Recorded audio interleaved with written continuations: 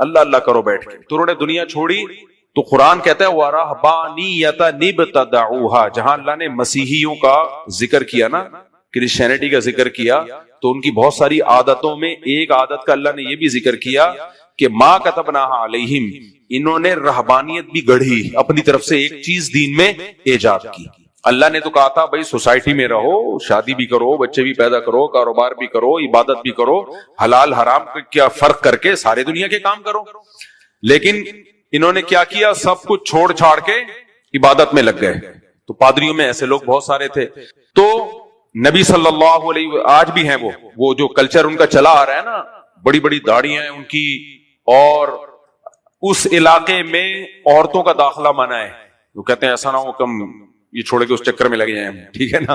تو بہت سخت انہوں نے باؤنڈری بنائی ہوئی, وہاں وہ چراغ جلتا رہتا ہے اور وہ اللہ کی عبادت کرتے رہتے ہیں. اسلام جب دنیا میں آیا, نبی صلی اللہ علیہ وسلم تو غار حرا میں کئی سال آپ نے عبادت کی ہے, تنہائیوں میں جا کے کی ہے کہ نہیں کی. اس کے باوجود آپ نے رہبانیت پہ تلوار چلائی. حالانکہ اس سے یہ خود آپ کے سچے نبی ہونے کی دلیل ہے. اگر معاذ اللہ نقل کفر نباشت اسلام خود ساختہ مذہب ہوتا محمد صلی اللہ علیہ وسلم کا, تو آپ کو جو چیز پسند تھی نبوت سے پہلے سوسائٹی میں اسی کو پروموٹ کرتے کہ نہیں کرتے؟ بولو نا بھائی, آپ تو تنہا پسند تھے, آپ غار حرا میں جا کے عبادت کیا کرتے تھے اسلام سے پہلے. لیکن جب وحی نازل ہوئی ہے تو آپ نے فرمایا لا رہبانیت فی الاسلام, اسلام میں رہبانیت نہیں ہے. اور ایک اور روایت میں آتا ہے میری امت کی رہبانیت جہاد فی سبیل اللہ ہے. اس روایت کی سند کی مجھے تحقیق نہیں, لیکن اس موضوع کی حدیثیں دوسری ثابت ہیں. تو جو دنیا سے کٹنا ہے تو کیا ہے, نکلو اللہ کی راہ میں لڑو, بارڈر پہ جاؤ, یہ اتنا کٹنا کافی ہے, ٹھیک ہے نا. تو اسلام نے رہبانیت کی نفی کی. اب رہبانیت کی مختلف شکلیں ہیں. علماء نے بیان کی ہے کہ رہبانیت صرف اس کو نہیں کہتے کہ آپ جنگل میں نکل کے عبادت کرو اور ساری دنیا سے کٹ جاؤ, شادی چھوڑ دو, بچے پیدا کرنا چھوڑ دو اور جنگل میں جاؤ, بس دنیا سے کٹ جاؤ. یہ بھی ایک رہبانیت ہے. یہ رہبانیت کی سب سے سپرلیٹو ڈگری ہے. علماء لکھا ہے کہ رحمانیت میں یہ بھی ہے کہ آپ صرف عبادت کو فوکس کرو, صرف چاہے اپنے گھر میں بیٹھ کے, چاہے مسجد میں آ کے, باقی دنیا کے سارے کام بولو نا چھوڑ دو. یہ بھی رحمانیت. سسٹم سے کٹ جاؤ, نظام سے کٹ جاؤ, الگ تھلگ ہو جاؤ. تو یہ رحمانیت کے مختلف درجات ہیں جو کس میں پائے جاتے ہیں, بہت سے دینداروں میں پائے جاتے ہیں. تو اسلام اس کو پسند نہیں کرتا. کیوں پسند نہیں کرتا بھائی؟ کیا اللہ تعالیٰ نہیں چاہتے کہ تم اللہ اللہ کرو؟ ارے میرے بھائی, دنیا سے جڑے رہو گے. دیکھو میں آپ کو ایک مثال دیتا ہوں. میں ابھی سعودی عرب میں تھا, ایک ڈرائیور مجھ سے ملا, ٹیکسی ڈرائیور. مجھے کہنے لگا مفتی صاحب, یہ میں اس لیے آپ لوگوں کو واقعات سناتا ہوں کہ آپ میں سے کسی کے ساتھ بھی یہ سب کچھ ہو سکتا ہے. کہہ رہے مفتی صاحب میں بہت پریشان ہوں. میں نے کہا کیا ہو گیا؟ مستفتی صاحب, مفتی کا الٹ ہوتا ہے مستفتی, جو فتویٰ لینے والا ہوتا ہے. کہنے لگا کہ مفتی صاحب میں جب تک میری جاب نہیں تھی میں اتنا ذکر کرتا تھا, صبح بھی تسبیح, شام کی بھی تسبیح, تہجد کی بھی پابندی. اب میری ایک جاب ایسی لگ گئی ہے, ٹائم ہی نہیں ملتا, تو میری عبادت بھی چھوٹتی جا رہی ہے, میری نمازیں بھی چھوٹتی جا رہی ہیں, اور میں اندر سے خراب ہوتا جا رہا ہوں. تو میں سوچ رہا ہوں یہ سب چھوڑ دوں دوبارہ سے. میں نے اس سے کہا میرے بھائی, فارغ آدمی, بالکل فارغ ویلا ہو نا, اور جو عبادت میں لگے ہوئے ہو, فیوچر میں خراب ہونا ہے اور زیادہ خراب ہو گئے. سمجھ میں آ رہی ہے بات؟ یہ چند دن کی ہوتی ہے عبادت. تو کبھی بھی دنیا سے الگ تھلگ ہو کے اپنے آپ کو عبادت میں مشغول مت کرنا. یہ مشغولیت دھوکہ ہوتی ہے. یعنی ایسا لگ رہا ہوتا ہے کہ آپ بہت اللہ والے بن رہے ہو, بن نہیں رہے ہوتے. آپ آہستہ آہستہ تباہی کی طرف جا رہے ہوتے ہو. آپ میں نے کہا کمال یہی ہے, کام دنیا کے سارے کرنے ہیں, جاب بھی کرنی ہے, کاروبار کو ترقی بھی دینا ہے, اور اسی کے دوران فرائض واجبات پورے کرنے ہیں. اور جتنی ذکر کا ٹائم مل جائے اس میں تھوڑا کر لو, لیکن کرو. اب اس پہ ایک اشکال ہوگا کہ ایک آدمی جو بالکل فارغ ہے وہ 1000 تسبیح صبح شام پڑھ لیتا ہے, اور مصروف ترین آدمی کو 50 تسبیح پڑھنے کا بھی موقع نہیں ملتا. تو دونوں کی روحانی کیفیت برابر ہو سکتی ہے؟ بولو نا. ظاہر ہے وہ روحانی ترقی زیادہ کر لے گا نا. تو اس کا جواب سمجھو, یہ تصوف کا مسئلہ ہے. کچھ مسائل فقہ کے نہیں ہوتے, تصوف کے ہوتے ہیں. سمجھ میں آ رہی ہے بات؟ تصوف کا موضوع کیا ہے؟ باطن کو ٹھیک کرنا, باطن میں روحانیت پیدا کرنا. یہ تصوف کا ٹاپک ہے نا, اندر سے ٹھیک ہو جائے انسان.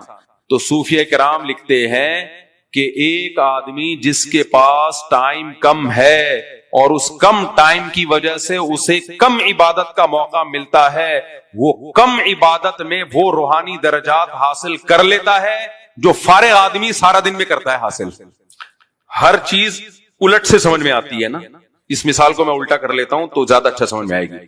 دیکھو، فالتو باتیں کرنا، زیادہ بولنا، یہ روحانیت کے لیے فائدے مند ہے یا نقصان دہ ہے؟ بولو، نقصان۔ کوئی آدمی ہر وقت بولتا رہے نا، اس سے روحانیت ختم ہو جاتی ہے، عبادت کا مزہ ختم، دنیا کی محبت پیدا ہوتی ہے۔ اس لیے تصوف میں اس کو بہت فوکس کیا جاتا ہے، کم کھاؤ کم بولو۔ ایک زیادہ کھانے والا نیک نہیں ہو سکتا، زیادہ بولنے والا نیک نہیں ہو سکتا۔ اکثر آپ نے اہل اللہ بزرگان دین خاموش دیکھے ہوں گے، خاموش مزاج۔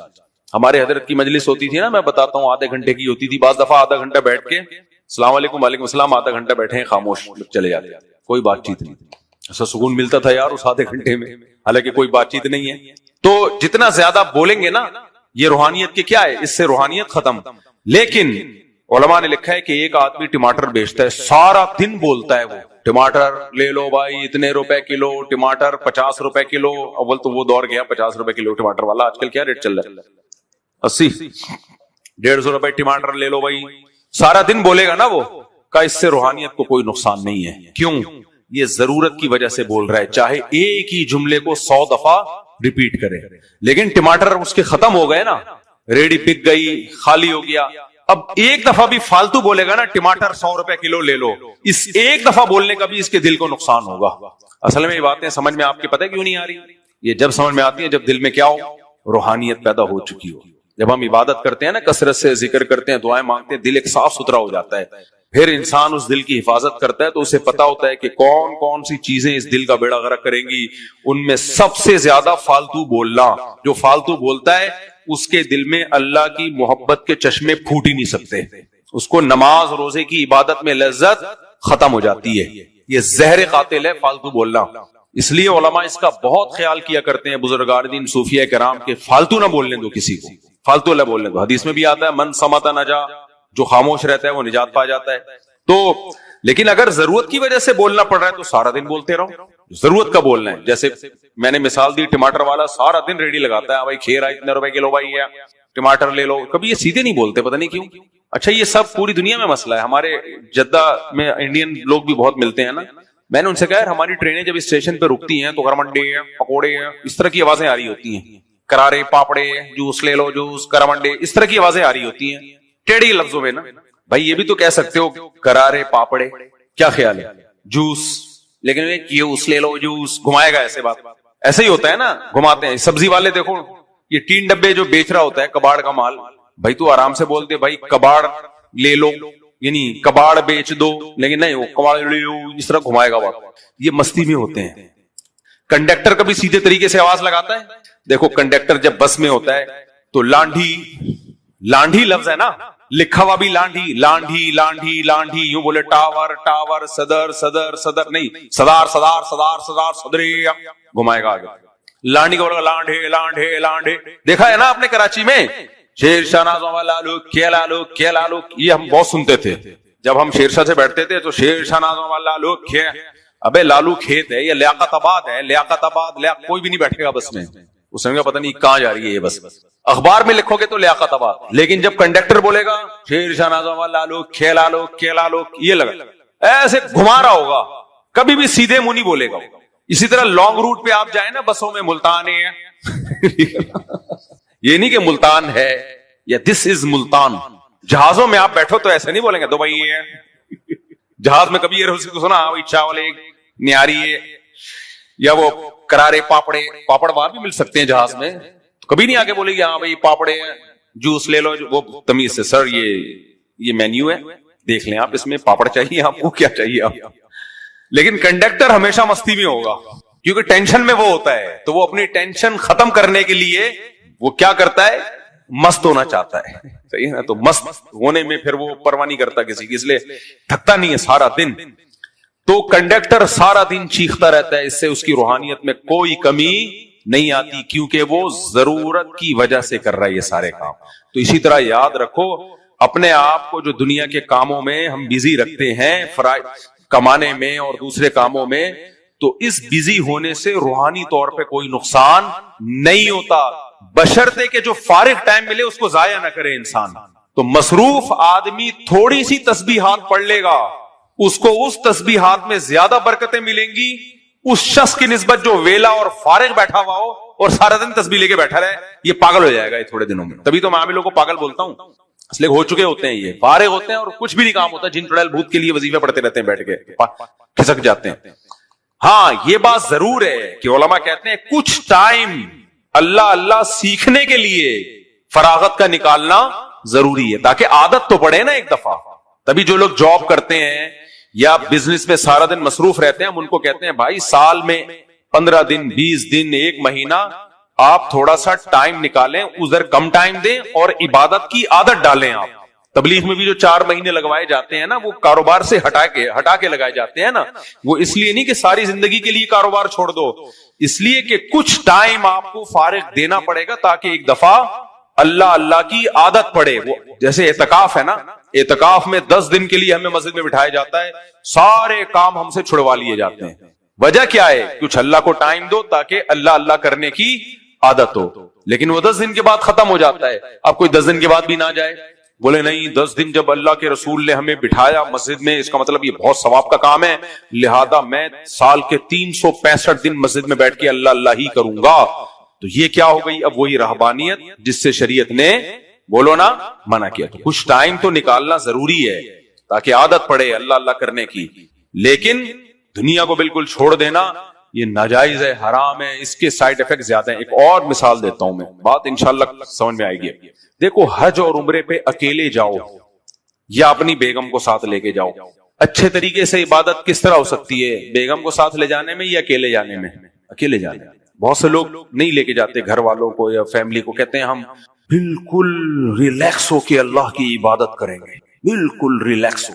بیگم ساتھ میں گئی تو عبادت کے علاوہ دنیا کا ہر کام، یعنی عبادت بھی ہوگی۔ استغفر اللہ، تو غلط باتیں مجھ سے نکل جاتی ہیں، کیونکہ اب ظاہر ہے بیگم خواتین کے ساتھ سفر آسان نہیں ہوتا، کمزور ہوتی ہیں تو، اور حج میں تو بیگم کے گمنے کا خطرہ بہت زیادہ ہوتا ہے، کیونکہ پیدل اتنے لمبے لمبے سفر ہوتے ہیں، بہت سے لوگوں کی بیگم وہاں گمی ہے اور وہ پھر کہتے ہیں حج مقبول ہو گیا ہمارا۔ اچھا، ٹینشن بہت ہوتی ہے تو پھڈے بہت ہوتے ہیں وہاں پہ، میاں بیوی کے بہت جھگڑے ہوتے ہیں، لوگ اس کو مذاق سمجھتے ہیں، حج میں بہت جھگڑے ہوتے ہیں میاں بیوی کے۔ اس کی وجہ یہ کہ حج جتنا بھی وی آئی پی ہو نا، حج کے 5 دن ٹھیک ٹھاک ٹینشن ہوتی ہے۔ ٹینشن اس سینس میں کہہ رہا ہوں کہ یعنی پریشانی، یعنی بہت زیادہ ٹف ہے حج، مشقت بہت زیادہ ہوتی ہے، چاہے کتنا وی آئی پی کتنا مہنگا پیکج ہی کیوں نہ ہو، کیونکہ نہ ہیلی کاپٹر سے آپ جا سکتے ہو، ٹرینوں سے جاؤ گے تو اسٹیشن پہ اتنا رش ہوگا کہ ٹرین سے یہاں سے وہاں پہنچنا تو آسان ہے، ٹرین تک پہنچنا کون سا آسان ہے؟ پیدل چلنا پڑتا ہے، تو وہ چڑچڑا ہو جاتا ہے انسان نا، اس لیے میاں بیوی کے بہت جھگڑے ہوتے ہیں وہاں پہ، بیگم گم جاتی ہے، بڑے مسائل ہوتے ہیں، پھر وہ ملتی ہے تو میاں کو ہی سنا رہی ہوتی ہے ٹائٹ طریقے سے۔ اب میں کیا بتاؤں یار، میرے ساتھ 2 دفعہ ایسا ہو چکا ہے، گھر والوں کے ساتھ میں گیا عمرے پہ، طواف کے دوران گھر والے گم گئے، کیونکہ برقے سب کے ایک جیسے ہوتے ہیں۔ 2 گھنٹے میں نے گھر والوں کو تلاش کیا۔ اب اس میں مصیبت یہ ہوتی ہے کہ کسی خاتون کو گھور کے بھی نہیں دیکھ سکتے نا، اور مشہور آدمی تو ویسے ہی نہیں دیکھ سکتا، کوئی ویڈیو بنا رہا ہے وہ سب دیکھو لگ رہا ہے 5 بار تلاش کر رہے ہیں، اس قدر ٹینشن ہوتی ہے۔ 2 دفعہ میرے ساتھ ہو چکا ہے، 2 دفعہ، اور خواتین کا تجربہ نہیں ہوتا نا زیادہ، سمجھایا بھائی یہ ہے فلانا وغیرہ وغیرہ، بہت ہی طواف میں اتنا رش ہوتا ہے، ایک دفعہ آپ کی بیگم گم گئی، اب گئی، اتنی بڑی ٹینشن ہوتی ہے، 2 دفعے وہاں تھکاوٹ بہت ہوتی ہے، 3-3 4-4 گھنٹے لگ جاتے ہیں، کیا یعنی کیسے تلاش کریں؟ خیر ابھی میں زیادہ ڈیٹیل میں نہیں جاتا اس کے، تو یہ بہت ہوتا ہے، اور عمرے میں تو کم ہوتا ہے، حج میں اور بھی زیادہ ہوتا ہے۔ تو دیکھنے میں یہ لگتا ہے کہ روحانی ترقی اس میں ہوتی ہے کہ آپ اکیلے جائیں، سمجھ میں آ رہی ہے بات؟ روحانی ترقی کس میں ہے کہ آپ اکیلے جائیں اللہ اللہ کریں، لیکن مولانا شیخ تھانوی نے لکھا ہے کہ وقتی طور پر تو اسی میں روحانی ترقی محسوس ہوتی ہے کہ اکیلے جاؤ اور بالکل دنیا و ما فیہا سے آزاد ہو کے اللہ اللہ کرو، لیکن انہوں نے کہا کہ گھر والوں کو ساتھ لے جانا، اپنی ماں باپ کو یا بیگم کو، جو فیملی کو ساتھ لے جانا، فرمائے جو اس میں دیکھنے میں تھوڑی ترقی ہوتی ہے روحانی، تھوڑی، لیکن یہ پائیدار ہوتی ہے، یہ بڑی زبردست خاندانی بات ہے۔ دیکھو ہر چیز میں پائیداری کی ویلیو ہوتی ہے، کیا خیال ہے؟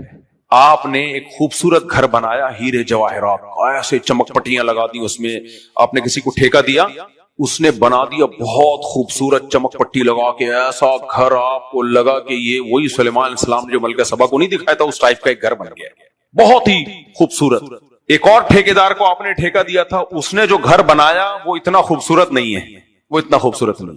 آپ متاثر ہو رہے ہو پہلے گھر سے, کیا خیال ہے کتنا خوبصورت, لیکن ایک دن کیا ہوا, آپ کو کسی بات پہ غصہ آیا, آپ نے لات ماری کھینچ کے, تو دیوار کو جب ماری تو لات دیوار کے اندر گھس گئی, پتا چلا وہ گتے کی دیوار تھی. کس کی دیوار تھی وہ, بولو, گتے کی. پنکھا لگایا تو لٹکایا تھا نا, تو وہ ہک سمیت, وہ ہک بھی گتے میں اٹکا ہوا تھا, وہ بھی نیچے آ گیا. بارش ہوئی تو دیواریں گلنا شروع ہو گئی. اور پہلا والا جو گھر تھا نا جس پہ فنیشنگ نہیں تھی, وہ اتنا مضبوط, جب آپ نے دیکھا اس میں تو اتنا سریا ڈلا ہوا ہے, اور اس کو تو کیل ٹھوک رہے ہیں, تو کیل نہیں ٹھوک رہی. اب آپ کس گھر کو ترجیح دو گے, پہلے والے کو دوسرے والے کو؟ آپ بولو گے یار دوسرے والے میں فنیشنگ نہیں ہے, لیکن جتنی ہے پائیدار ہے. ڈینٹنگ پینٹنگ کا کام اس میں بالکل بھی نہیں ہے, پینٹنگ کا کام ہے, ڈینٹنگ کا کام نہیں ہے. اس پہ میں تھوڑا خرچہ کر کے لپائی پتائی کر لوں گا, کلر اچھا کر لوں گا, جیسے جیسے پیسے آتے رہیں گے بناتا رہوں گا, کیونکہ اس میں جو چیز بھی لگ گئی نا ایک دفعہ قیامت تک کے لیے لگے گی. وہ سمجھ میں آ رہی ہے بات, پائیدار ہے, پائیدار. اس میں جو لکڑی کے دروازے ہیں کبھی دیمک اس کو کھائے گی نہیں, اگرچہ دروازوں کا کلر اچھا نہیں ہے, کوئی بات نہیں یار, ابھی پیسے ختم ہو گئے, کسی دن پیسے آ گئے تو ایک کلر مار دوں گا اس پہ, لیکن یہ دیمک نہیں کھائے گی ان دروازوں کو کبھی بھی. دیواریں اتنی موٹی ہیں کبھی زلزلے سے گریں گی نہیں. تو یہ جو دوسرا گھر ہے نا, فنیشنگ اتنی اچھی نہیں ہے, لیکن اس پہ انسان خرچہ کرے گا, کیونکہ اس کی بنیاد کیا ہے, مضبوط, اور جتنا ہے پائیدار ہے. پہلے والے گھر پہ کبھی بھی خرچہ نہیں کرے گا آدمی, کیا فائدہ یار اتنا پیسہ لگاؤں میں اس پہ, یہ تو تھوڑی سی بارش ہوئی پورا گھر ڈہ جائے گا, مٹی کا گھر ہے, اندر سے کھوکھلا ہے, بیکار گھر بنا دیا, بس دیکھنے میں لگ رہا ہے. وہی جو ٹھیکیدار جب دوسروں کے لیے بناتا ہے اور اپنے لیے بناتا ہے تو فرق ہوتا ہے نا اس میں. تو ایک روحانیت وہ ہوتی ہے جو ایسے لگ رہا ہوتا ہے جیسے آپ بہت نیک بن گئے. آپ جب جاؤ گے نا جان چھڑا کے گھر والوں سے اور وہاں جا کے عبادت کرو گے اکیلے, آپ لوگ لگے گا ایسا جیسے بہت نیک بن گئے, لیکن یہ نیکی پائیدار بولو نہیں. ایک جو ٹینشنوں کے ساتھ تھوڑی عبادت ہوتی ہے, اس سے جو روحانیت تھوڑی سی پیدا ہوتی ہے, لیکن ہوتی بہت جاندار اور بہت پائیدار ہے, بہت. اور آسان مثال, نابالغ بچے آپ نے دیکھا ہوگا بہت نیک بن جاتے ہیں. بعض نابالغ بچوں کو ہم نے دیکھا ہے ایسے نماز روزے کے پابند, شلوار آدھی آدھی پیڑھیوں تک. ہمارے مدرسے میں ایک بچہ تھا بڑا صوفی, ابھی بالغ نہیں ہوا تھا, وہ بڑا صوفی نا, ایسے ہر وقت اللہ اللہ کرتا رہتا تھا, ہر وقت تلاوت. مدرسے میں ساتھ پڑھتا تھا, ہم سے جونیئر تھا وہ, تو ہم کہتے تھے یار بڑا نیک ہے. تو ایک صاحب تھے, انہوں نے بولا کہ بالغ ہونے دو پھر پتہ چلے گا. ابھی یہ کیا ہے, ابھی یہ کیا ہے, بچہ ہے, بالغ ہو جائے پھر پتہ چلے گا. کیوں, جب بالغ ہوگا تو اس میں ڈیزائرز پیدا ہوں گے, پھر اس کا فلمیں دیکھنے کا دل کرے گا, پھر اس کو گانے اچھے لگنا شروع ہوئیں گے, انٹیوں کو چھیڑنے کا دل چاہے گا. اس وقت اگر ابھی کا اتنا زیادہ تقویٰ, یہ غیر پائیدار ہے, کیونکہ گناہ کی کوئی رغبت کی چیز بولو نا. ابھی تو اس کی نظر میں جمشید اور جمشیدہ کیا ہے بھائی, بچوں کی نظر میں تو انٹیاں بھی اٹھا لیں, ان کو انٹے اٹھا لیں, ان سے کوئی فرق نہیں پڑتا, کوئی جذبات ہی نہیں ہے نا برائی کے. تو یہ دینداری پائیدار نہیں ہے جو بچپن کی دینداری ہوتی ہے, یہ پائیدار تھوڑی ہوتی ہے. ابھی تھوڑا بالغ ہونے دو, تھوڑا صحت بننے دو, آواز میں مردانگی آنے دو, اور جو ٹیسٹوسٹیرون لیول ہے وہ ذرا اوپر جانے دو. ہارمون جو مردانہ ہارمون ہے جب کھوپڑی تک پہنچیں گے, اس کے بعد اگر یہ 10 انٹیوں کو دیکھ رہا ہے اور ایک کو دیکھ کے نظر جھکا لیتا ہے, تو یہ ایک کو دیکھ کے بھی جو جھکا لی ہے نا, یہ جھکانا بہت بڑی ویلیو ہے اس کی. سمجھ میں آ رہی ہے بات کہ نہیں آ رہی؟ یہ تقویٰ تھوڑا ہے لیکن ہے کیا, پائیدار اور مضبوط ہے. سمجھ میں آ رہی ہے بات کہ نہیں آ رہی ہے؟ اور آسان مثال دیکھو, ایک آدمی رہتا ہے افغانستان میں, نظر کی حفاظت, کیوں دیکھنے کو وہاں کچھ پگڑی داڑھی نظر آئے گی, وہاں پہ اور کچھ نظر نہیں آئے گی. اچانک وہ چلا جاتا ہے امریکہ, یو کے چلا جاتا ہے, اور چاروں طرف نائٹ کلب کھلے ہوئے ہیں اور ادھورے کپڑوں میں عورتیں گھوم رہی ہیں. اب پتہ چلے گا تو کتنے پانی میں. تو ایسی صورت میں جو تقویٰ تھوڑا ہوگا, وہ تھوڑا بھی کیا ہوگا, ہوگا پائیدار, ہوگا کیا, وہ پائیدار. تبھی جو برے ماحول میں نیک ہوتے ہیں نا, وہ پائیدار نیک ہوتے ہیں. اچھے ماحول میں جو نیک ہوتے ہیں وہ بھی ہیں, پائیداری تھوڑی ہوتی ہے, کیا پتا بھائی. تو یہ میں نے اتنی ساری مثالیں اس لیے دی ہیں, یہ بتانے کے لیے کہ تقویٰ آپ کو رہبانیت اختیار کر کے جو تقویٰ ہوتا ہے وہ تقوی پائیدار نہیں ہوتا. آپ کو اسی سوسائٹی میں ان رہ کے تقوی اختیار کرنا ہے, وہ تھوڑا ہوگا لیکن ہوگا کیا, پائیدار. اور آسان مثال دے دیتا ہوں یار, آج کل دینداروں میں مثالیں جو میں دے رہا ہوں نا, یہ اصل میں صرف مثالیں نہیں ہیں بلکہ سوسائٹی کو سمجھانے کی کوشش کر رہا ہوں کہ گھر میں تربیت کیسے ہو. میں نے ایسے بہت سے لوگ دیکھے ہیں علماء میں, صلحاء میں, بہت نیک بڑے دیندار, انہوں نے اپنے بچوں پہ اتنی سختی کی, ان کو کمپیوٹر لے کے نہیں دیا کہ ایسا نہ ہو بد نظری ہو جائے, آئی بات سمجھ, یونیورسٹی میں پڑھنے نہیں دیا ایسا نہ ہو آنکھ مٹکا ہو جائے. سمجھ میں آ رہی, آنکھ مٹکا تو سب کو پتہ ہی ہوگا, کرتے ہیں تو پتہ یعنی نہیں کرتے, تو ایسا نہ ہو کہ کہیں آنکھ مٹکا ہو جائے. اتنی سختیاں کرنا شروع کر دی اور وہ یہ سمجھے کہ ہمارے بچے بہت نیک بن گئے ہیں. بھائی نیک جو یہ بنے ہیں بن گئے ہیں, یہ نیکی پائیدار نہیں ہے, یہ پائیدار نیکی نہیں ہے. یہ ایسا ریورس مارے گا نا جب یہ باہر نکلے گا نا باہر کی دنیا میں, ایسا ریورس مار, خطرہ ہے 100 میں سے 99 کا خطرہ ہے, ہو سکتا ہے ایک کو اللہ بچا لے. 99% جو ایسا ریورس مارے گا کہ یہ ان کے ریکارڈ توڑ دے گا جو خراب چل رہے ہیں سوسائٹی میں. ابھی ایک پیر صاحب ہیں, ان کے رپورٹ میرے سامنے آئی, بڑے نیک ہیں, میں ان کو مانتا ہوں, اللہ ان کی نیکی میں اور برکت دے. اپنے مریدوں پہ اتنی سختی کی انہوں نے کہ موبائل رکھنا بھی حرام. سمجھ میں آ رہی ہے بات, کسی عالم کا ویڈیو بیان سننا بھی کیا ہے, حرام. وجہ کیا ہے کہ آپ عالم کا بیان سن رہے ہوتے تو اس دوران کوئی ایڈ میں خطرہ ہوتا ہے کوئی لڑکی نہ آ جائے, یعنی لڑکی دیکھنا کیا ہے, واقعی حرام ہے. میں کوئی جائز ہونے کا فتویٰ نہیں دے رہا, حرام. آئی بات سمجھ میں, پھر ہا بھی ان کا بہت گاڑھا ہوتا ہے اور را بھی کیا ہوتا ہے, حرام. تو نہ گھر میں ان کے کمپیوٹر ہے, نہ کسی کے پاس بھی اسمارٹ فون نہیں ہے, اور وہ بڑے خوش ہیں کہ ہم نے ماشاءاللہ خلافت اسلامیہ گھر کے اندر قائم کی ہوئی ہے. تو ایسے ایک مولانا صاحب میرے علم میں آئے, میں نے کہا میرے بھائی یہ جس ٹریک پہ چل رہے ہیں نا, نیت پہ کوئی شک نہیں ہے مجھے, نیت بہت اچھی ہے, لیکن یہ سوسائٹی کا مقابلہ کر نہیں سکیں گے. تو ان کی ایک آدھ نسل کے بعد جو بغاوت ہوگی نا وہ پھر تھوڑی نہیں ہوگی. سمجھ میں آ رہی ہے بات, وہ تھوڑی نہیں ہوگی, وہ صرف اتنی نہیں ہوگی کہ اسمارٹ فون آ گیا, وہ اسلام سے باقی ہو جائے گا. تو اس لیے شریعت کی باؤنڈری کے اندر رہتے رہتے سوسائٹی کے ساتھ چلنا بولو ضروری ہے. حرام کام کی طرف مت جاؤ, حرام تو حرام ہی رہے گا ہمیشہ, لیکن شریعت کی باؤنڈری کے اندر ہر دور میں بچوں کی تربیت کا وہ طریقہ نہیں ہوتا جو ہمارے بزرگوں میں ہوا کرتا تھا. میں ایک بگڑے ہوئے مولوی کو جانتا ہوں, اتنا بگڑا ہے نا وہ مولوی کہ آپ کو میں اس کے حالات بتاؤں آپ بولو گے یار کوئی مولوی بھی ایسا ہو سکتا ہے. پتہ ہے کیوں؟ اس کے ابا نے حضرت شیخ الحدیث مولانا زکریا رحمت اللہ علیہ کی آپ بیتی پڑھ لی کہ مولانا زکریا رحمت اللہ علیہ کے ابا نے مولانا زکریا کی تربیت کیسے کی تھی. مولانا زکریا رحمت اللہ علیہ کا نام سنا ہوگا نا, شیخ الحدیث جو فضائل اعمال کے ہیں, آپ ذرا ان کی آپ بیتی پڑھیں, ان کے ابا نے کیسی سخت نگرانی کی ہے, ان کی بہت سخت نگرانی کی ہے, بہت زیادہ سخت. تو وہ شیخ الحدیث بنے, بڑے اللہ والے بنے. تو وہ اس دور کی کتاب اس دور کے ابا نے پڑھ لی, اور وہ جو شیخ الحدیث کے ابا نے جس طرح سے تربیت میں سختی کی تو اس دور کے ابا اپنے بچے پہ اس طرح کی سختی بچپن سے شروع کر دی. حالانکہ وہ اس دور کی بات تھی. اس دور میں اور اس دور میں زمین آسمان کا فرق ہے یا نہیں ہے؟ اس دور میں ایسا نہیں تھا کہ پڑوس میں جا کے وہ ڈرامہ دیکھ لے کوئی بچہ, ممکن تھا. اس دور میں ایسا نہیں تھا کوئی انٹی بلا رہی ہو. اس دور میں ایسا نہیں تھا کالج میں لڑکے لڑکیاں ساتھ بیٹھ رہے ہوں. اس دور میں تو اگر کوئی سینما گھر چلا جاتا وہ تو شریف خاندان کیا, وہ تو چرسیوں ہیروئنچوں سے بھی زیادہ برا سمجھا جاتا تھا. اب فیملیوں کے ساتھ لوگ کیا جا رہے ہیں فلم دیکھنے کے لیے. یہ خرابیاں میرے اندر پیدا نہیں ہونی چاہیے.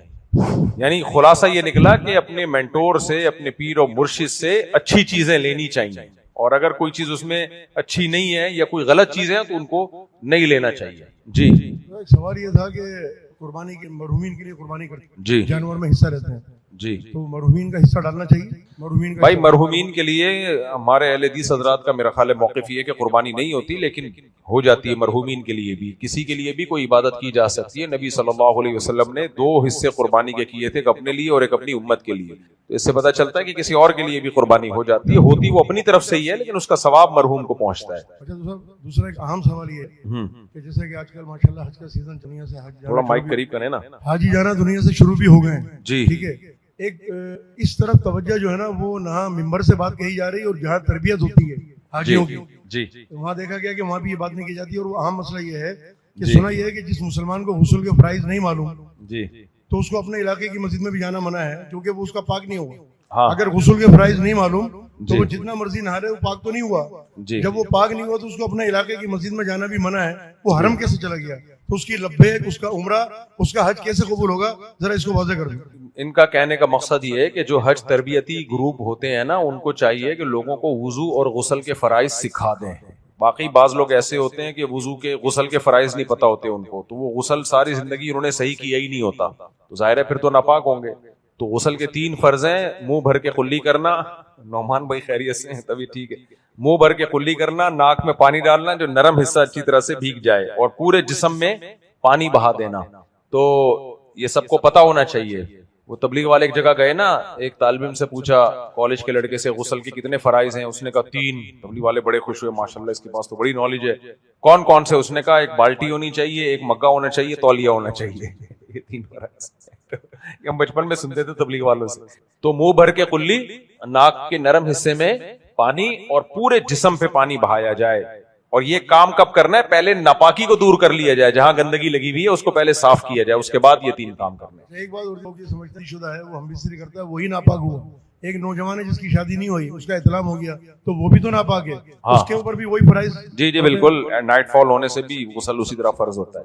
آپ کے نوجوان بیان بہت سنتے ہیں، ان کو داڑھی رکھنے کی ترغیب دیں کہ یہ ضروری ہے، نبی کا حکم ہے صلی اللہ علیہ وسلم. کئی بار میں ترغیب دے چکا ہوں، کئی بار میرے بیان میں ہر دوسرے دن بعد داڑھی کا آ رہا ہوتا ہے. ایک مشہور صاحب ہیں، وہ کہتے ہیں کہ ڈاکٹر اسرار کو جتنا قرآن آتا تھا اتنا کسی بھی فرقے کے زندہ اور مردہ عالم اور مفتی اور بزرگ کو نہیں آتا. وہ بالغار آئی ہے بھائی.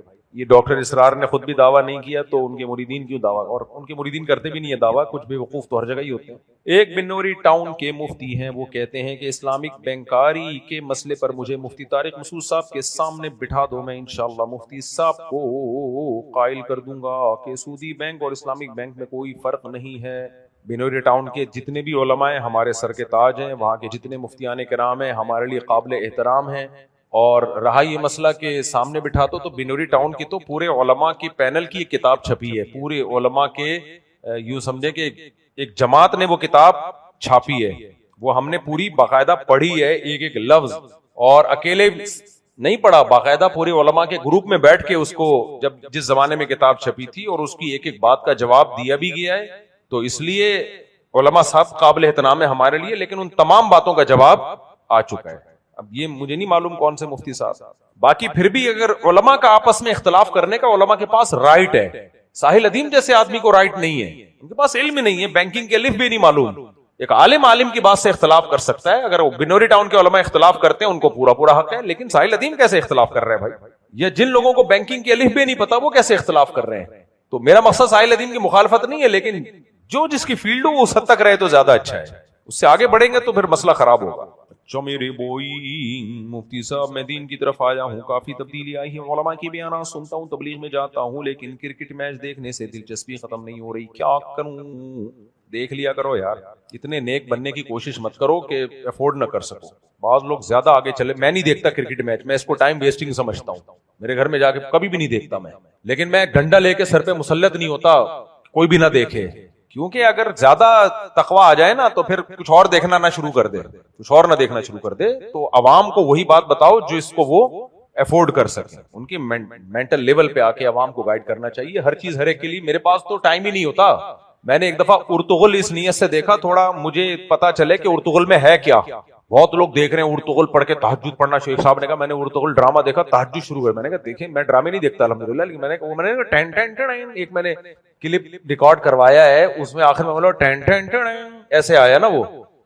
ابے میرا ایک کلپ ابھی چل رہا ہے، وہ بھی جیب میں پڑا ہوا ہے، میں بتاتا ہوں وہ کلپ ہے. میں تھوڑا سا مجھے یاد آ جائے گا وہ کیا ہے تاکہ وہ اس کو پھر میں صحیح گائیڈ کر سکوں. مجھے جدہ سے بھیجا ہے ہمارے دوست نے یہ والا کلپ. ابھی دیکھو ایک منٹ کہاں سے چلے گا بھائی یہ اسپیکر. ہمیں یہ بھی نہیں پتا موبائل کا ہمارے اسپیکر کا ہے. بڑا زبردست ہے یار، مجھے اتنا مزہ آیا. ابے چل جا سالے نیٹ ہی ہمارے روتی بھی آیا کرے نا گھر پہ. ہائے ہائے یہ ہو گیا، ہاں یہ ہو گیا، ہاں یہ ہو گیا. تو ایک دم ایگریسو نہ ہو جائے کرو، جذباتی نہ ہو جائے. ریلیکس. کیا کرنا ہے؟ اس کو یہ نہیں بولو کہ تم غلط رو رہی ہو، ایسا کچھ بھی نہیں ہوا. یہ بھی نہیں بولو سچ رو رہی ہو. بس پھر رک گیا. سڑے ہوئے نیٹ ہیں. اتنا اچھا کلپ تھا یار، چل ہی نہیں رہا. بہرحال اس میں یہ ہے کلپ میں یہ کہہ رہا ہوں کہ جب بھی بیٹی گھر روتے ہوئے آئے کرے، شادی شدہ بیٹی کی بات ہو رہی ہے، تو ہوتا ہی ہے کہ جب روتی بھی آتی ہے ہائی یہ ہو گیا سسرال میں یہ ہو گیا وہ، تو ایک دم لوگ نا اگریسو ہو جاتے ہیں. داماد کو فون کیا تیری ٹانگیں توڑ دوں گا میں، یہ کر دوں گا میں، وہ کر دوں گا میں، ایسے کر دوں گا. تو میرے آدھا کلپ کسی نے چلایا، کمبخت نے پورا نہیں چلایا. تو اس میں نے یہ کہا ہے کہ ایک دم جذباتی نہ ہو جایا کرو. بچیوں کی جذباتی ہوتی ہیں، چھوٹی سی بات کو رائی کا پہاڑ بنا کے پیش کر دیتی ہیں. تو اس کو 2-4 دن ایسے ہی آرام سے 4-5 دن کے بعد دیکھو کیا ہوا ہے. ہو سکتا ہے وہ بولے میں تو مذاق کر رہی تھی، ایسا کچھ بھی نہیں ہے. اور بعض دفعہ سیریس بھی کیس ہوتا ہے. تو اس پہ میں نے بولا کہ بیٹی روتی بھی آیا کرے تو ایک دم فوراً انسان کھولتا ہے یہ کیا ہو گیا میری بچی کی آنکھ میں آنسو ٹین ٹین ٹین. پھر یہ اس پہ لوگوں نے کہا یہ بندہ ڈرامے دیکھتا ہے. بھائی یہ جو ٹین ٹین ٹین ہے نا، یہ پرانے زمانے کے ڈرامے نہیں آتے تھے، جو پرانے زمانے کے ڈراموں کا میوزک ہے. ہم نے بچپن میں ڈرامے دیکھے اڑوس پڑوس میں جا کے. وہ جو اس وقت کے ڈرامے ایسے تھے، کوئی عورتیں شری پردہ شروع کر دیتی تھیں وہ ڈرامے دیکھ کے. اتنے پازیٹیو ڈرامے آیا کرتے تھے. اتنے اچھے تو نہیں کہنا چاہیے، تھے تو ڈرامے ہی، لیکن بہرحال اس سے میسج اتنے اچھے ہوتے تھے.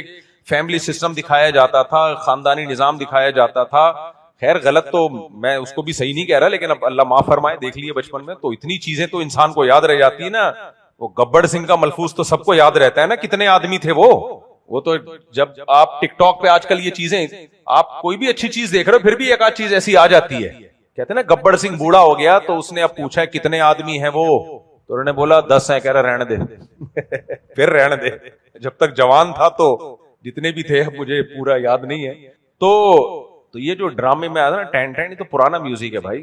خیر تو ہمارے پاس ٹائم ہی نہیں ہے بھائی. وہ ڈرامہ مجھے یاد ہے، وہ ارطغرل جب بہت چل رہا تھا لوگوں نے بتایا ہم نے تہجد پڑھ لی ڈرامہ دیکھ کے اور یہ ہو گئے. تو میں نے بھی ایک دن دیکھا تو مجھ سے نہیں دیکھا گیا 10 منٹ سے زیادہ. یار یہ تو باقاعدہ ارادہ کر کے ٹائم ضائع کر رہے ہو آپ، باقاعدہ ارادہ کر کے ٹائم. ایک تو ہوتا ہے نا غیر ارادی طور پہ ٹائم ضائع ہو گیا، دوستوں کے ساتھ بیٹھے تو بیٹھتے ہی چلے گئے. تو یہ تو باقاعدہ ارادہ کر کے، یہ تھوڑا مشکل کام ہے، باقاعدہ ارادہ کر کے ایک ٹائم ضائع کرنا. تو میں نہیں دیکھتا کرکٹ کے میچز وغیرہ، لیکن یہ کہ اگر آپ فلموں سے بچ رہے ہو، فحش چیزوں سے بچ رہے ہو تو میچ دیکھ لیا تو اتنا بڑا مسئلہ نہیں ہے. زیادہ دلچسپی نہ لو بس ان کی. جس کے یہ تو کیا لکھا ہوا ہے، جس ریل یا میم کے بیک گراؤنڈ میں سانگ ہو تو اسے شیئر کرنا جائز ہے اگر ہمارا مقصد ریل یا ابے اردو تو اردو میں لکھا کرو یار، ریل یا ٹیکسٹ شیئر کرنا ہو سانگ شیئر کرنا مقصد نہ ہو.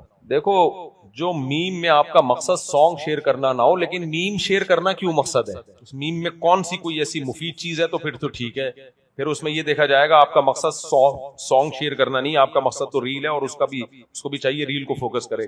لیکن اگر وہ فضول قسم کی ریل ہے، کوئی فائدہ نہیں ہے، تو پھر کیوں اس میں سانگ بھی تو ہے نا، کیوں شیئر کر رہے ہو؟ کوئی سنے گا پھر وہ دوسرے گانوں کی طرف جائے گا اور برائی میں پڑے گا. تو غیر ضروری کام نہیں کرنا چاہیے. نبی کریم صلی اللہ علیہ وسلم نے فرمایا من حسن اسلام المرء ترکہ ما لا یعنیہ، انسان کے اسلام کی اچھائی میں سے یہ ہے کہ وہ لا یعنی کاموں کو چھوڑ دے. اسی نجاست ایسی نجاست جو معاف ہے جیسے نجاست غلیظہ 1 درہم سے کم اور نجاست خفیفہ 1/4 سے کم. تو اگر یہ کپڑے پر لگ جائے تو کیا اسے دھونا ضروری ہے؟ اگر دھوئے بغیر اسے کپڑوں پر کے ساتھ اگر بغیر دھوئے سے باقی کپڑوں کے ساتھ دھو لیا جائے تو کیا حکم ہے؟ باقی کپڑوں کے ساتھ دھوئیں گے تو پھر وہ 3 دفعہ کپڑوں کو پانی بہا کے پاک کرنا پڑے گا، اور اگر انہی کپڑوں میں نماز پڑھ لیں گے تو نماز ہو جائے گی. جو نجاست ہے نا ہتھیلی کی گہرائی سے کم ہو تو معاف ہوتی ہے. جیسے ایک آدھ خطرہ پیشاب کا کپڑوں پہ لگ گیا تو نماز اس میں ہو جائے گی، اس کو دھونا ضروری. دھو لیں تو اچھی بات ہے، کہیں تھوڑی سی چیٹیں ہلکی پھلکی لگ گئی تو معاف ہے وہ. تو اور یہ جو حلال جانور ہیں ان کا پیشاب نجاست خفیفہ ہے، ہلکی نجاست ہے. ان کا پیشاب اگر 1 درہم کے بقدر بھی لگ جائے تو بھی نماز ہو جاتی ہے. جیسے اونٹ کا پیشاب ہے، گائے کا پیشاب ہے، بکری کا پیشاب ہے، دمبے کا پیشاب ہے. یہ پیشاب اگر کپڑوں پہ لگ جائے، جیسے چند چھیٹیں میٹیں لگ گئی تو کچھ نہیں ہوتا، بہتر ہے دھو لو، اچھی بات تو یہی ہے. لیکن اگر نماز پڑھ لے گا تو نماز ادا ہو جائے گی. اس میں یہ ہے کہ کپڑے کے کسی عضو کے 1/4 پہ، جیسے شلوار ہے تو 1/4 شلوار جب خراب ہو جائے گی، یعنی شلوار کا 1 پائنچا اس کی بات ہو رہی ہے، ایک حصہ شلوار کا، یا آستین پہ لگ گئی وہ پیشاب لگ گیا تو 1/4 آستین پہ جب لگے گا تو آپ نماز نہیں پڑھ سکتے، اس سے کم معاف ہے، کیونکہ یہ حلال جانوروں کا پیشاب کم درجے کی نجاست ہے. سمجھ رہے ہو کہ نہیں سمجھ رہے؟ البتہ مرغی جو ہے نا اس کی بیٹ بہت سخت ناپاک ہے، بہت غلیظ ہوتی ہے وہ اس کے میں یہی ہے کہ وہ 1 درہم سے کم تو معاف ہے، 1 درہم کے بقدر پھر اس میں نماز نہیں ہو۔ مفتی صاحب، ایک لڑکی کو اس کے شوہر نے طلاق دی، طلاق کے بعد وہ عدت نہیں کر رہی، وہ جاب کرتی ہے، اس کو سمجھایا گیا کہ تم پہ عدت بنتی ہے، وہ کہتی ہے میں کسی پر بوجھ نہیں بننا چاہتی، لڑکی اکیلی ہے، ماں باپ ہیں، کمانے والا کوئی نہیں ہے، شریعت اس بارے میں کیا کہتی ہے؟ اگر اس لڑکی کی کفالت کرنے والا کوئی ہے، اس کے بھائی یا باپ وغیرہ موجود ہیں جو اس پہ اس کی کفالت کر رہے ہیں، تو پھر اس کے لیے جاب عدت کے دوران گھر سے نکلنا جائز نہیں۔ اور یہ کہنا کہ میں کسی پہ بوجھ نہیں بننا چاہتی، تو باپ اور بھائی پہ لڑکی بوجھ نہیں ہوتی، وہ تو ذمہ داری ہے ان کی، وہ ذمہ داری ہے ان کی۔ تو اس میں یہ کہنا کہ میں بوجھ نہیں بننا چاہتی کوئی شرعی عذر نہیں ہے، شریعت نے ان پہ ذمہ داری ڈالی ہے۔ لیکن اگر باپ اور بھائی نہیں ہے ذمہ داری اٹھانے والے، یا ہے ہی نہیں، بعض لڑکیوں کے باپ فوت ہو چکا ہوتا ہے، تو پھر اس کے لیے مجبوری میں جاب جائز ہے، لیکن پھر وہ اس طرح سے جاب کرے گی کہ مکمل پردے کے ساتھ جائے گی، دن کے وقت جائے گی، ٹائم پہ پہنچے گی، اور جاب کا ٹائم ختم ہوتے ہی سیدھا گھر واپس آ جائے گی، اور اس دوران کوئی زینت وہ اختیار نہیں کر سکتی، بالکل سادہ کپڑوں میں جائے گی، بغیر میک اپ، بغیر زیور کے، اور سادہ کپڑوں میں واپس آئے گی۔ مجبوری میں پھر اس کے لیے اتنا جائز ہے۔ کیا باپ اپنے بیٹے کو زیادہ شادیاں کرنے کی ترغیب دے سکتا ہے؟ ضرورت نہیں ہے، میں دے رہا ہوں سب کو، سب مسلمانوں کو میں ترغیب دے رہا ہوں اس معاملے میں سب کا باپ پہلے سے بنا ہوا ہوں۔ باپ اپنے بیٹے کو الگ سے بٹھا کے ترغیب نہ دے، اس کی وجہ یہ ہے کہ میں بھی کسی کو انڈیویجولی ترغیب نہیں دیتا۔ آپ نے کبھی نہیں دیکھا ہوگا میں کسی بندے کو کنارے پہ لے جایا گیا ہوں اور اس کو میں کہہ رہا ہوں تم 2 شادیاں کرو۔ کچھ چیزیں ہول سیل کے حساب سے ٹھیک ہوتی ہیں، انڈیویجولی کسی کو آپ ترغیب نہیں دے سکتے، کیونکہ ہمیں نہیں پتا ہوتا کہ اس میں 2 بیویاں رکھنے کا تپڑ ہے یا نہیں ہے۔ کسی فرد واحد کے بارے میں یہ فیصلہ کرنا بہت مشکل ہوتا ہے کہ یہ عدل کر پائے گا کہ نہیں کر پائے گا۔ چند چیزیں ہوتی ہیں، نمبر 1 دونوں بیویوں میں برابری کرے گا کہ نہیں کرے گا، یہ مجھے نہیں پتا ہوتا۔ نمبر 2 برابری تو کر لے گا، لیکن دوسری شادی کے بعد جو اس پہ دباؤ آئے گا، اس دباؤ کو برداشت کر پائے گا کہ نہیں کر پائے گا، یہ بھی تو ایک مسئلہ ہوتا ہے نا۔ ایک شخص نے کسی خاتون کو دوسری شادی کے لیے پیغام بھیجا، پھر مجھے ترغیب دے رہے کہ اس کو سمجھا لیں کہ مجھ سے شادی کر لے۔ میں نے کہا میں کیوں سمجھاؤں بھائی؟ اس خاتون کا پتہ چلا کہ وہ خاتون کہہ رہی مجھے ڈر ہے کہ ایسا نہ ہو کہ پہلی بیوی کے دباؤ میں آ کے طلاق دے دے مجھے۔ میں نے کہا اس خاتون کو ڈر ہے تو یہ ڈر دور کرنا میرا کام نہیں ہے، یہ آپ کا کام ہے، اور یہ اس کا فیصلہ معتبر ہوگا، کیونکہ جس پہ گزر رہی ہوتی ہے وہ اپنے بارے میں زیادہ اچھا فیصلہ کر لیتا ہے۔ وہ خاتون آپ کا کانفیڈنس چیک کر لے گی، اندازہ ہو جائے گا۔ پہلا اندازہ یہیں سے ہو جاتا ہے کہ بتا ہی نہیں رہا، چھپا کے کر رہا ہے، اسی سے وہ پتہ چل جاتا ہے یہ تپڑ نہیں ہے۔ کچھ لوگ ٹھیک ہے چھپا کے کرتے ہیں لیکن برداشت کر لیتے ہیں، لیکن اس عورت کو کیسے پتا چلے گا؟ جس کی شادی ہو رہی ہے وہ فیصلہ نہیں کر پا رہی، تو میں تو بالکل تھرڈ پارٹی ہوں، میں کہاں سے فیصلہ کر پاؤں گا؟ تو اس لیے کسی فرد واحد کو میں ترغیب نہیں دیتا کہ تم کر لو، وہ یہ نہیں پتا ہوتا بھائی۔ یہ میں اپنے بیٹوں کو بھی نہیں کبھی نہ ارادہ ہے کہوں گا، بیان سنیں جیسے سب سن رہے ہیں، فیصلہ آپ نے خود کرنا ہے، کیونکہ میں نے بیٹے کو کہہ دیا تو کر لے دوسری شادی، تو کر لے، وہ جب پھنسے گا نا گریبان کس کا پکڑے گا؟ وہ میرے گھر میں ابا تم نے پھنسوا دیا، میں مروا دیا ہمیں، تو کیونکہ اس میں 50 جوا ہے جوا ہے، یہ ٹھیک ٹھاک مسائل کھڑے ہوتے ہیں، پیڑے تم کھاؤ اور جب مسئلے آئے تمہارے اوپر تو آ کے ہمارا گریبان پکڑو۔ کتنے لوگ ہیں یار، میں تو اب ملنا چھوڑ دیا میں نے، حضرت دوسری شادی کی ہوئی ہے، بھاگا ہوا ہے گھر سے آپ کے پاس آیا ہوا ہے، آپ کا بیان سن کے کی تھی، تو میں نے کہا میں اب اس کو رکھوں گھر میں اس کو ڈپریشن کی گولیاں کھلاؤں؟ ایک آدھ کو تو میں نے کیا، لیکن میں کتنے لوگوں کو رکھوں گا؟ میرے پاس اتنی جگہ تھوڑی ہے، اور مجھے کون رکھے گا پھر؟ اور میں تو اس لیے بھی کسی کو نہیں رکھتا کہ مجھے کسی نے نہیں رکھا تھا۔ میں اپنا دکھڑا لے کے جب جاتا تھا نا دنیا کے سامنے، کوئی پناہ دینے کے لیے تیار نہیں تھا۔ شادی میں جو گواہ بنے تھے ان سے پوچھا گیا کہ ہمارا کوئی لینا دینا نہیں ہے، حتیٰ کہ جس دن نکاح تھا جن دوستوں نے کہا تھا ہم بھی آئیں گے، عین وقت پہ انہوں نے بھی کم وقتوں نے دغا دی، بولے ہم نہیں آ رہے بھائی، بہانے کرنے لگے۔ کیوں؟ ان کو پتا تھا پکڑا گیا نا تو ہم بھی پکڑے جائیں گے، تم بھی تھے تم بھی تھے تم بھی تھے، تم سب ملے ہوئے ہو۔ جب ہونے والی تھی نا تو جو میرے خاندان کے قریبی لوگ تھے، میرے سسر کو انہوں نے کہا ٹھیک ہے جی چلو یار اب یہ کر رہے تو ٹھیک ہے، عین وقت پہ وہ بھی پیچھے ہٹ گئے، تو میرے سسر نے بولا کوئی بندہ نہیں ہے بھائی، میں اپنی بیٹی کیسے پکڑا دوں تمہیں؟ تو جب میرے ساتھ یہ وہ بہرحال ہو گئی شادی، پھر بچے میرے اللہ کا شکر ہے، تو لیکن جب مجھے کسی نے نہیں پناہ دی، سب اجنبی بن گئے تھے، سب نے رخ پھیر لیا تھا۔ میں اپنے ایک استاذ کے پاس گیا، میں نے کہا حضرت بہت ٹینشن میں ہوں، میں نے دوسری شادی کی ہے اور کہیں بھی سوسائٹی میں عزت کے علاوہ سب کچھ مل رہا ہے، عزت، گھر والوں کے آنسو الگ، عجیب ماحول بنا ہوا تھا میرے گھر میں، بہنوں میں ماں والدہ اور بہنیں رو رہی تھی جیسے میت ہو گئی ہو، رونا چل رہا تھا میرے گھر میں، رونا میت ہو گئی، میرا کیا حال ہوا ہوگا؟ میں اپنے ایک استاذ کے پاس گیا, بڑے استاذ ہیں, میں نے کہا حضرت میں بہت ٹینشن میں ہوں, میں نے دوسری شادی کی ہے.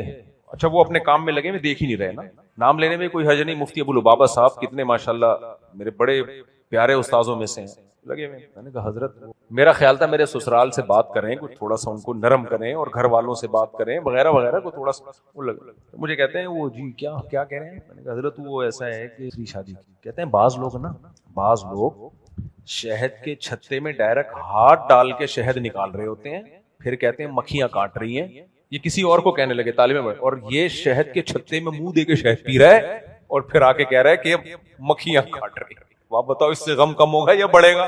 پھر مجھے کہنے لگے ہم بے وقوف ہیں, ہمارے پاس پیسہ تم سے زیادہ, صحت تم سے اچھی. میں 60 کلو کا تھا, اتنا باریک, بہت دبلا تھا. 2013 سے پہلے میں بہت دبلا ہوا کرتا تھا, وہ ماشاءاللہ ہیلدی تھے. کہا ہماری صحت تم سے زیادہ اچھی, ہمارے پاس وسائل تم سے زیادہ, ہم نے تو کبھی سوچا بھی نہیں ہے بھائی سنت پوری کرنے کا شوق کس کو پیدا ہو رہا ہے؟ آپ کو پیدا ہو. پھر کہنے لگے اب ساری زندگی گالیاں سننے کے لیے. خیر میں نے بعد میں استاد جی سے کہا جب حالات بہتر ہوئے, میں نے کہا آپ نے تو کہتے ہیں میرا مقصد دوسری شادی کی نفی نہیں تھا, میرا مقصد ہے تپڑ ہے تو پاس کر ورنہ برداشت کر لیے تو رو نہیں. یہ نہیں کہ استاد جی یہ کیا ہو گیا, یہ نہیں ہے. اچھا میں جب منہ لٹک کے باہر نکلا, میں نے کہا یار یہ تو ہمارے ایک استاذ ملے, اللہ ان کی عمر میں برکت دے, مولانا حماد اللہ صاحب, آج کل وہ راول پنڈی میں ہوتے ہیں. انہوں نے جب میرے غمزدہ چہرے کو دیکھا نا, کیا ہوا؟ میں نے کہا یہ ہوا ہے. انہوں نے کہا یار جو ہونا تھا ہو گیا, یعنی گویا کہ ہوا تو غلط ہے لیکن جو ہونا تھا حلال کام ہے, حرام نہیں ہے, چلتا ہے یار. ایک ہلکا سا تسلی کا جملہ مجھے انہوں نے دیا. لیکن ایک بات ہے, ان دنوں میں جو میں پھر رہا تھا نا, چند دن تو میں ٹینشن میں گیا, اس کے بعد پھر یہی ٹینشن نے میرے اندر حوصلہ پیدا کر دیا. میں نے کہا سوسائٹی کی ایسی کی تیسی, اس کے بعد سے اب تک ایسی کی تیسی ہی کرتا آ رہا ہوں میں. کیا خیال ہے؟ بعض دفعہ انسان پہ کوئی بوجھ آتا ہے تو وہ اسے کمزور کر دیتا ہے, بعض دفعہ وہ اس کی بیماری آپ کے امیون سسٹم کو بڑھا دیتی. لیکن ایک کام میں نے اس وقت خاندانی کیا تھا جو میں لوگوں سے بھی کہتا ہوں جو دوسری شادی کرتے ہیں, مجھ پہ اتنا دباؤ تھا نا کہ دونوں میں سے ایک کو چھوڑو, دونوں میں سے ایک کو چھوڑو. یہاں تک کہ بعض علماء نے بھی مجھے کہا کہ تمہاری ابھی نئی دوسری شادی ہوئی ہے, دوسری کو چھوڑ دو, ابھی چند دن گزرے ہیں نا, تو پہلی سے بچے بھی ہیں تو گھر بساؤ یار, ہو گئی غلطی تو. میں نے کہا یہ نہیں ہوگا, یہ نہیں ہوگا. اور یہ میں آپ لوگ سے بھی کہتا ہوں, میں نے کہا مجھے مار کے قتلے بنا کے بوری میں بند کر کے جلا دیں, میں چھوڑوں گا نہیں کسی کو اس بیس پہ. ہاں کوئی خود مجھ سے علیحدگی مانگے وہ تو پھر میں لوگوں کو بیان میں کہتا ہوں جو بیوی نہیں رہنا چاہتی اس کو زیادہ روکنے کی کوشش کر لو تو اچھی بات ہے, نہیں بھی کرو تو بھی ٹھیک ہے. خیر وہ پھر میاں آپ کا اپنا مسئلہ, اپنے گھر کا مسئلہ ہے, وہ ایک الگ بات ہے. لیکن بیوی ساتھ یعنی اس بیس پہ میں چھوڑ دوں تو میں نے کہا یہ نہیں ہوگا. انہوں نے کہا بچے چھن جائیں گے. میں نے کہا بچے چھن جائیں, دنیا ادھر سے ادھر جائے. وجہ کیا ہے کہ میں نے اگر دوسری کو اس بیس پہ چھوڑ دیا نا تو دوسری کا باپ کیا کہے گا, بیٹا جب تپڑ نہیں تھا تو کرنے کی ضرورت نہیں تھی. میں اس کو ساری زندگی نظر نہیں ملا سکوں گا بھائی. میں نے کہا یہ بغیرتی نہیں ہوگی. تو میں جو ٹینشن میں ادھر جا رہا تھا اس لیے نہیں کہ ایک سے جان چھڑوائیں, کام تو ہو گیا اور مجھے یہ بھی اطمینان تھا کام خاندانی ہوا ہے, بالکل ٹھیک ہوا ہے. اپنے عمل پہ مجھے ندامت نہیں تھی, لیکن یہ تھا کہ اب یہ ٹھیک تو ہوا ہے تو اس کے سائیڈ ایفیکٹ سے بچنا کیسے جائے. وہ کوئی سائیڈ ایفیکٹ سے بچانے کے لیے تیار نہیں تھا, کام تو ٹھیک ہوا تھا.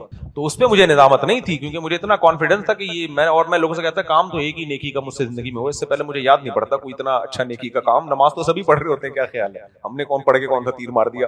زکات بھی سبھی دے رہے ہوتے ہیں, تھوڑے بہت صدقہ خیرات بھی سبھی کر لیتے ہیں, ہم بھی کر لیتے ہیں. تو کام تو یہی ہوا ہے.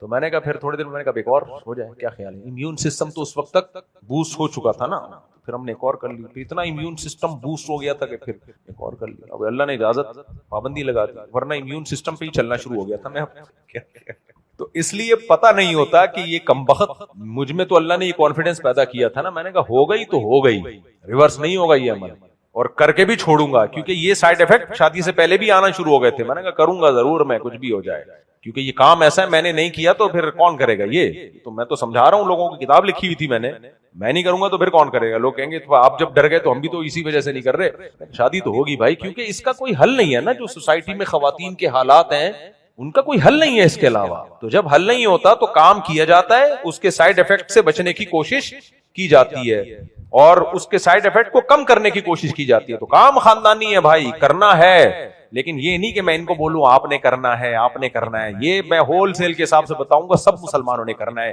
اب کس میں کتنا تپڑ ہے, یہ وہ خود بہتر جانتا ہے. وہ میں نہیں کہوں گا, میں انڈیویجولی کبھی کسی کو نہیں کہتا کہ آپ بھی کرو آپ بھی کرو آپ بھی کرو, وہ بھائی اس کا اپنا حساب ہے. تو اس لیے باپ اپنے بیٹے کو خود کہے دوسری شادی کر, یہ ٹھیک نہیں. کرنا ہوگا کر لے گا, نہیں ہمت ہوگی تو آپ کہہ کے اس کو پھنسوانے کی کوشش مت کرو. اس کے لیے حوصلہ بہرحال چاہیے. اور اللہ نے بھی قرآن میں جو خطاب کیا نا مردوں کو کیا, ان خفتم اللہ تعدلوا, تمہارے اندر حوصلہ نہیں ہے تو پھر 2 شادیاں مت کرو. تو اللہ نے اس شوہر کو کہا ہے کہ تمہارے اندر, کیونکہ وہی فیصلہ کر سکتا ہے. اللہ نے یہ نہیں کہا پیر صاحب کو کہ تمہارے مرید کے اندر حوصلہ نہیں ہے تو مرید کو منع کرو. بھائی مرید میں حوصلہ ہے یا نہیں ہے وہ خود فیصلہ کرے گا. گورنمنٹ کو اللہ نے نہیں کہا کہ آپ لوگوں کے لیے قوانین بنا دیں کہ یہ عدل نہیں کر سکتے لہذا اللیگل کر دیا ہے ہم نے. نہ, گورنمنٹ کا کام نہیں ہے. یہ ہر شخص خود فیصلہ کرے گا کہ میرے اندر تپڑ ہے یا نہیں ہے, کیونکہ پیڑے بھی کون کھا رہا ہے, وہی کھا رہا ہے جو پیڑے کھائے گا. حدیث میں آتا ہے کسی چیز کا فائدہ وہی اٹھائے گا جو اس کا نقصان بھی اٹھا رہا ہے. جو رسک لے رہا ہے نا فیصلہ بھی وہی کرے گا. اس لیے یہ جو ہے نا کہ کسی فرد واحد کو بٹھا کے ترغیب دینا, یہ میں کام کبھی نہیں کرتا. اچھا بھائی, کیا سسر اپنے داماد کو زیادہ شادیاں کرنے کی ترغیب دے سکتا ہے؟ جائز ہے تو دلیل دیں, ناجائز ہے تو دلیل دیں. سسر کا اپنے داماد کو دوسری شادی کی ترغیب دینا پرلے درجے کی حماقت اور بے وقوفی ہے. کیوں بے وقوفی ہے؟ وجہ اس کی ہے کہ وہی بات ہے, جب بیٹے کو ترغیب نہیں دی جائے گی اس نے خود ہی کرے, وہ کرنی ہے تو سسر کو ترغیب. سسر کی بیٹی پہ سوکن آئے گی, بیٹی کو ایک غم یہ ہوگا کہ میرے اوپر سوکن آئی ہے, دوسرا غم یہ ہوگا کہ سوکن لانے والا کون ہے, میرا باپ ہے. 2004 میں نا میری یہ 4 شادیوں کی تحریک عروج پر تھی. اس وقت میری کوئی بیٹی بھی نہیں تھی, یعنی میری اولادوں میں 2 بیٹے تھے, بیٹی نہیں تھی. لوگ مجھے کہتے تھے کہ یہ جو علماء دوسری شادیوں کی ترغیب دیتے ہیں اپنے دامادوں کو دینا. میں نے اس وقت بھی یہ فتویٰ دیا تھا کہ سسر داماد کو ترغیب نہیں دے گا, کیونکہ اس سے باپ بیٹی کا رشتہ خراب ہوتا ہے. دیکھو نبی صلی اللہ علیہ وسلم نے فرمایا 2 بہنوں کو نکاح میں جمع مت کرو. وجہ کیا ہے؟ 2 بہنوں کی محبت سوکنوں کی نفرت میں تبدیل ہو جائے گی. یہ نبی کی حدیث ہے. یہ جو اسلام میں منع ہے نا 2 بہنوں سے نکاح, اس کی ایک حکمت یہ بھی ہے کہ پہلے تو دونوں بہنیں تھیں, اب کیا بن جائیں گی؟ سوکنے. حالانکہ وہاں بھی 2 شادیاں ہو رہی ہیں, ان کا اس کے علاوہ کسی اور سے کرو تاکہ سوکن ہے تو سوکن ہی رہے, وہ بہن سوکن نہ بنے. تو آپ مجھے بتاؤ, جب باپ ترغیب دے گا داماد کو تم دوسری شادی کرو, تو باپ بیٹی کا جو رشتہ ہے وہ رشتہ باپ بیٹی والا رہے گا. جو نفرت عورت کو سوکن سے ہوگی کہ یہ میری محبت میں شریک بن رہی ہے, اس نفرت کا ذمہ دار بیٹی کس کو ٹھہرائے گی؟ باپ کو. تو یہ باپ کا کام نہیں ہے, یہ بے وقوفی والا کام ہے. میں تو ان عورتوں کو بھی منع کرتا ہوں جو اپنے شوہر کی دوسری شادی کرا رہی ہوتی ہے. تمہارا کیا لینا دینا یار اس سے؟ بولا تپڑا تو کر لے بھائی, ہمیں کیوں ٹینشن میں ڈالا ہوا ہے تو نے؟ جب کر لے گے تو پھر دیکھا جائے گا کہ اب نمٹنا کیسے ہے. تو اس لیے یہ عورتوں کا کام نہیں ہے اپنے میاں کے لیے دوسری رشتہ. تو ہاں کچھ ایسے واقعات ہیں کہ بیوی نے دوسری شادی کرائی اور وہ کامیاب بھی ہوئی, دونوں بہنوں کی طرح رہتی ہیں, لیکن یہ ایک آٹے میں نمک کے برابر کچھ جزوی واقعات ہوتے ہیں. نارملی ایسا نہیں ہوتا. نہ اپنی بیوی کو ان چیزوں میں انوالو کیا کرو. ٹھیک ہے عورت پہ یہی سوٹ کرتا ہے, وہ کیوں لائے بھائی اپنے میاں پہ سوکن. یہ ایسا ہی ہے جیسے قربانی کے بکرے کو آپ سمجھا رہے ہیں کہ جب چوری پھیرنی ہو تو لیٹ جانا آکے. قربانی کا بکرا کیا ہے, تیرے میں تپڑ ہے تو گرا دے بھائی, کیا خیال ہے؟ بلکہ وہ بیل زیادہ مضبوط ہے جو زیادہ ٹانگے مارے. جو بیل آتا ہی لیٹ جائے کہ ذبح کر دے, اس کا تو گوشت کھانے کا بھی دل نہیں کرتا انسان کا. پتہ نہیں کیا کھلایا اس کو, اس کے اندر طاقت ہی ختم ہو گئی. عورت کی محبت یہی ہے, تو کر کے دکھا. آدمی کی مردانگی ہے, بیگم ہو چکی ہے, اتفاق سے ہو گئی, اب کیا کرو, بس ہو گئی, برداشت کرو. تو یہ دونوں کا کھیل ہے. تو امہات المومنین سے زیادہ کوئی نیک ہو سکتا ہے؟ سیدہ عائشہ رضی اللہ تعالیٰ عنہ کو بھی اس پہ تھوڑا سا افسوس ہوا تھا کہ جب اللہ نے اپنے نبی کو اجازت دے دی مزید نکاح کی, پہلے اللہ نے پابندی لگائی کہ آپ کو ان بیویوں سے زیادہ مزید نکاح کی اجازت نہیں, پھر اللہ نے اجازت دے دی, تو سیدہ عائشہ نے کیا فرمایا؟ ما ارا ربک الا یسارع ما ارا ربک الا یسارع فی ہواک. یا رسول اللہ میں دیکھتی ہوں کہ آپ کا رب آپ کی خواہشات پوری کرنے میں ہی لگا ہوا ہے. سیدہ عائشہ کے الفاظ. اللہ تو یہ دیکھ رہا ہے کہ بس آپ کی ساری خواہشات پوری ہو جائیں, لیکن پھر نبی نے کی نہیں ہے. اس کے بعد جب یہ آیت نازل ہوئی تھی نا کہ آپ کے لیے مزید نکاح حلال نہیں ہے, پھر اللہ نے اس حکم کو منسوخ کر دیا کہ اجازت ہے, لیکن نبی نے کی نہیں. پھر تو یہ تو حضرت عائشہ رضی اللہ تعالی عنہا نبی صلی اللہ علیہ وسلم کے ساتھ جب سفر میں تھیں, تو اس وقت نبی کے نکاح میں حضرت سودا تھی اور حضرت عائشہ, نبی کی 2 زوجہ تھیں. شروع میں تو 2 ہی تھی نا. تو نبی صلی اللہ علیہ وسلم سفر کے دوران جو اونٹ کی ڈولی ہوتی ہے نا جس میں پہلے سفر کرتی, تو وہ حضرت سودا کے ساتھ بیٹھ گئے. سیدہ عائشہ فرماتی ہیں مجھے اتنا غصہ آیا کہ میں نے اپنا پاؤں ڈولی سے باہر نکالا کہ کوئی بچھو مجھے کاٹ لے، کوئی بچھو مجھے کاٹ لے. تو یہ تو محبت ہے نا، یہ محبت ہے. تبھی 2 شادیوں کے بعد ظرف بہت بڑا کرنا پڑتا ہے. آپ کو یہ دیکھنا پڑتا ہے کہ یہ لڑائی محبت میں ہو رہی ہے یا کوئی مسئلہ ہے. اب ہو تو لڑائی رہی لیکن محبت میں ہو رہی تو آدمی کچھ بھی نہیں کر سکتا. کیا خیال ہے؟ ٹینشن تو ہوگی لیکن چونکہ محبت میں ہو رہی ہے کیا کرے آدمی. تو یہ تھوڑا سا آدمیوں کا کام ہے، پجاموں کا کام نہیں ہے. بہرحال میں خواتین کو کہتا ہوں کہ اتنا ایگریسو نہ ہو جایا کرو. اب ایسا نہ ہو میرا بیان سن کے خواتین کہ اچھا پھر تو بالکل ٹھیک ہے، ہمیں تو اور جذباتی ہونا چاہیے. نہیں نہیں نہیں بھائی، یہ کام حلال ہے. ان کو تو ہم یہی مشورہ دیتے ہیں کہ ایسا نہ ہو کہ ادھر ادھر ناجائز منہ مارنا شروع کر دے. اور جو غم سوکن کا عورت کو ہوتا ہے وہ تھوڑے دنوں کا ہوتا ہے، تھوڑے دنوں کا، اس کے بعد بالکل نارمل ہو جاتی ہیں اگر وہ صبر کرنا چاہے. جب میرے حالات تھے جو شروع میں، وہ ہمیشہ تھوڑی رہے ہیں، ہمیشہ تھوڑی رہے ہیں، سب روٹین نارمل ہو جاتی ہے. تو لیکن عورت اگر صبر کرنا چاہے، تقدیر پہ راضی رہے کہ جو مقدر تھا ہو گیا، تو صبر کرنا چاہے گی تو صبر آ جائے گا. کوئی اتنا بڑا مسئلہ نہیں ہوا ہے اس کے ساتھ جیسا اس نے بنایا ہوا ہے تو، لیکن صبر نہیں کرنا چاہے گی تو نہیں آئے گا. تو میں نہیں کہہ رہا کہ میں اس میں بیلنس رائے رکھتا ہوں کہ نہ شوہر کی شادی کراؤ، نہ شادی کا پتہ چلے تو اتنا بڑا ہنگامہ کرو کہ اس کے لیے زندگی گزارنا مشکل ہو جائے. کیونکہ نبی نے یہ نہیں فرمایا کہ عورت اپنے شوہر کی دوسری شادی خود کرائے، کوئی بھی ایسی حدیث نہیں. ہاں یہ فرمایا کہ اگر کر لے نا وہ تو دوسری عورت کو طلاق نہ دلوائے. صحیح حدیث ہے، نبی صلی اللہ علیہ وسلم نے فرمایا کوئی عورت اپنے شوہر کی اپنی سوکن کو، یعنی اپنی سوکن کو اپنی شوہر کی دوسری بیوی کو طلاق نہ دلوائے. یہ صحیح حدیث. کیوں نہ طلاق دلوائے؟ فرمایا کہ اس کے مقدر میں جو ہے وہ اس کو مل کے رہے گا.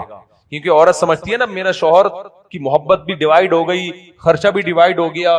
تو فرمایا تقدیر پہ راضی رہے، تمہیں تمہاری مقدر میں جو کچھ ہے وہ ملے گا. طلاق دلوانے سے یہ نہیں ہوگا تمہیں زیادہ ملنا شروع ہو جائے گا. ہو سکتا ہے شوہر کی آمدنی چلی جائے، ہو سکتا ہے اس کے دل میں اتنی نفرت پیدا ہو جائے کہ جتنی پہلے محبت تھی اس سے بھی جاؤ. جو ہونا تھا ہو گیا، اس پہ صبر کرو. صبر پہ اللہ کی طرف سے برکتیں ملیں گی، رحمتیں ملیں گی. یہ بھی تو دیکھو ایک عورت کا گھر بسا لیا اس نے، زنا سے بچ گیا، وہ کتنے سارے فائدے بھی حاصل ہوتے ہیں. تو نہ عورت شوہر کو دوسری شادی کی ترغیب دے گی، اور اگر پتہ چلے کہ کر لی ہے تو پھر بہت ہنگامہ بھی نہ کرے، اس پہ کیا کرے؟ صبر کرے. یہ اعتدال والی رائے. اسی طرح سسر اپنے داماد کو دوسری شادی کی ترغیب قطعاً نہ دے، لیکن اگر پتہ چل جائے کہ داماد نے شادی کر لی ہے اس پہ ہنگامے کرنے کی کوشش نہ کرے، بلکہ اپنے لیے بھی ایک رشتہ تلاش کرنے کی کوشش کرے. جب کر لی ہے تو اب چلو پھر ہم بھی کریں. کیا خیال ہے؟ ایک سسر کا کیس آیا میرے پاس. ان سسر صاحب کی عمر ہوگی 55 سال. اب ان کا کیس میرے پاس آیا، ان کے داماد نے کہیں دوسری شادی کی بات چھیڑ دی گھر میں. میں پہلے لوگوں کے کیس کافی نمٹایا کرتا تھا، تو وہ اتنا بڑا ہنگامہ ہو گیا. وہ میرے بیان سنے ہوئے تھے اس میں، خیر وہ جاننے والے تھے کوئی، تو میں نے پھر بیٹھ کے ان کا مسئلہ حل کیا، یہ کیا وہ کیا. میں نے کہا بھائی اب کیسے روک سکتے ہیں وغیرہ وغیرہ نا.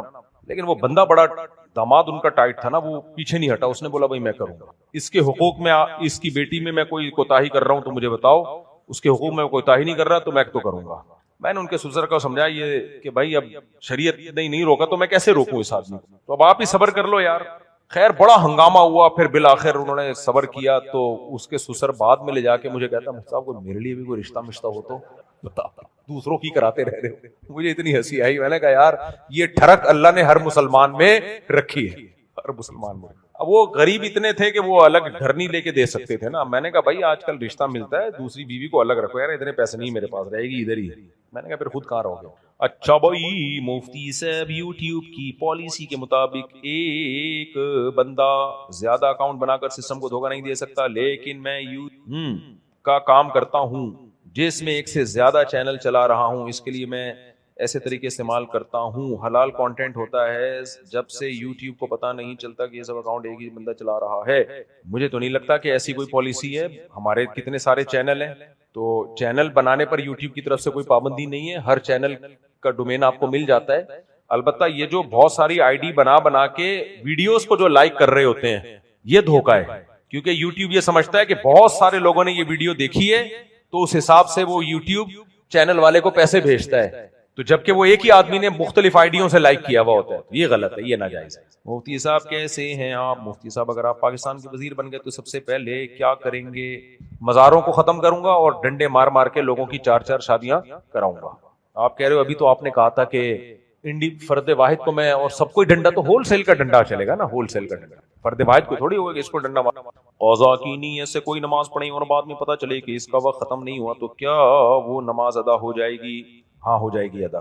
نیت میں یہ نیت ضروری نہیں ہے کہ ادا پڑھ رہا ہوں یا قضا پڑھ رہا ہوں, نیت میں بس اتنا کافی ہے ظہر کی نماز آج والی ظہر کی پڑھ رہا ہوں, تو اگر قضا بھی ہو گئی ہوگی تو وہ ہو جائے گی, الگ سے قضا یا ادا کی نیت ضروری نہیں ہے. اگر جمعے کا وقت داخل ہو جائے تو کیا نماز تک کاروبار کرنا حرام ہے؟ نہیں, اذان جب جمعے کی پہلی ہو جائے تو پھر ہر طرح کی خرید و فروخت ناجائز ہے. ابھی جمعے کی اذان ہوئی تھی نا, میرا بچہ روٹیاں خریدنے جا رہا تھا, میں نے اس کو روکا, جمعے کی اذان ہو گئی ہے, کاروبار غلط, خرید و فروخت نہیں ہوگی, خرید و فروخت جمعے کی نماز کے بعد ہوگی. اچھا بھائی, اگر 100% یقین ہے کہ کسی شخص کو پیشاب کا قطرہ نکلا ہے تو کن اور یہ بھی یقین ہے کہ شلوار پر اس کے اثرات نہیں آئے ہوں, ایک لیبارٹری رکھیں گھر میں, ایک لیب رکھیں جو پیشاب کے جراثیم کے ٹیسٹ کی لیب ہوتی ہے, اس سے ہر وقت صبح صبح شلوار ہر نماز سے پہلے چیک کریں. میرا مقصد یہ سوال پوچھنے والے کا مذاق اڑانا نہیں ہے, مقصد یہ ہے کہ بھائی جب یقین ہو کہ پیشاب کا قطرہ نکلا ہے تو اگر ایک آدھ قطرہ نکلا ہے تو وہ ویسے ہی معاف ہے, البتہ وضو ٹوٹ جائے گا تو وضو دوبارہ کر لو.